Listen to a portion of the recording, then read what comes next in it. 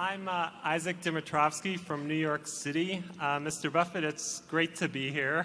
I've read that there were several times in your investing career when you were confident enough in one idea to put a lot of your money into it, say 25% or more. I believe a couple of those cases were American Express and the Washington Post in the 70s, and I've heard you discuss your thinking on those. But could you talk about any of the other times you've been confident enough to make such a big investment and what your thinking was in those cases? Charlie and I have been confident enough, if we were only running our own net worth, I'm certain a very significant number of times, if you go over 50 years, there have been a lot of times when you'd have put at least 75% of your net worth into an idea, aren't there, Charlie? Well, but 75% of your worth outside Berkshire has never been a very significant amount. Well, but I'm going back. Let's just assume it was. Let's just assume you didn't have Berkshire in the picture. There have been times, I mean, we've seen all kinds of ideas we would have put 75% of our net worth in. Warren, there have been times in my life when I've had more than 100% of my net worth invested in things. That's because you had a friendly banker and I didn't. No, there have been times, well, initially I had several times I had 75% of my net worth in one situation.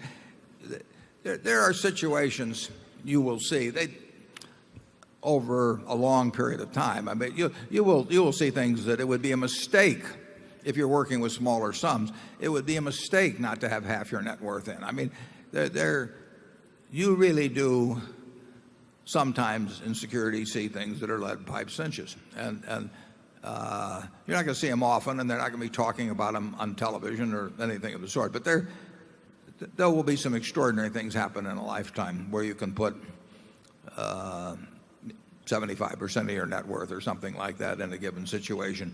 The problem has been the guys that have put 500% of their net worth in. I mean, I mean, if you look at, just take LTCM, very smart guys, very decent guys, some friends of mine, high grade, knew their business, but they put, maybe 25 times their net worth into things that were a cinch if they hadn't have gone in that heavily. I mean, they were in things that had to converge, but they didn't get to play out the hand.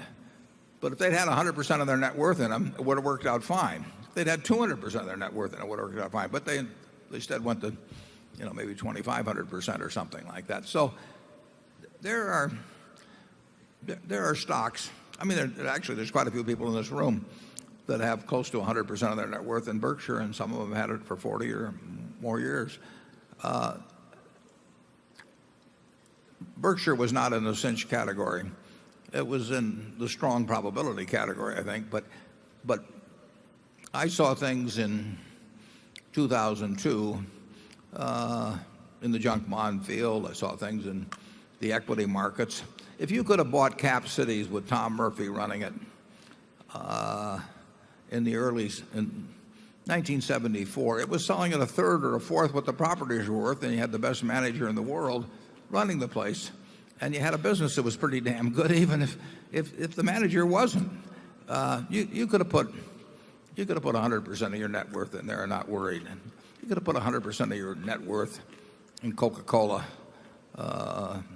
earlier than when we bought it, but certainly around the time we bought it, and that would not have been a dangerous position. It'd be far more dangerous to do a whole bunch of other things that brokers were recommending to people. Charlie, you want to comment? Yeah, the students of America go to these elite business schools and law schools, and they learn corporate finance the way it's now taught, and investment management is the way it's now taught. And some of these people write articles in the newspaper and other places, and they say, well, the whole secret of investment is diversification. That's the mantra. They've got it exactly back-assward. The whole secret of investment is to find places where it's safe and wise to non-diversify. It's just that simple. Diversification is for the know-nothing investor. It's not for the professional. And there's nothing wrong with the know-nothing investor practicing it. It's exactly what they should practice. It's exactly what a good professional investor should not practice. But that's, there's no contradiction in that. a know-nothing investor will get decent results as long as they know they're a know-nothing investor, diversify as to time they purchase their equities and as to the equities they purchase. That's crazy for somebody that really knows what they're doing. And you will find opportunities that if you put 20% of your net worth in it, you have wasted the opportunity of a lifetime, in terms of not really loading up. And we've had the chance to do that way in our past when we were working with small sums of money. We'll never get a chance to do that working with the kinds of money that Berkshire does. We try to load up on things, and there will be markets when we get a chance to from time to time, but very seldom do we get to buy as much of any good idea as we would like to. Go to number 1.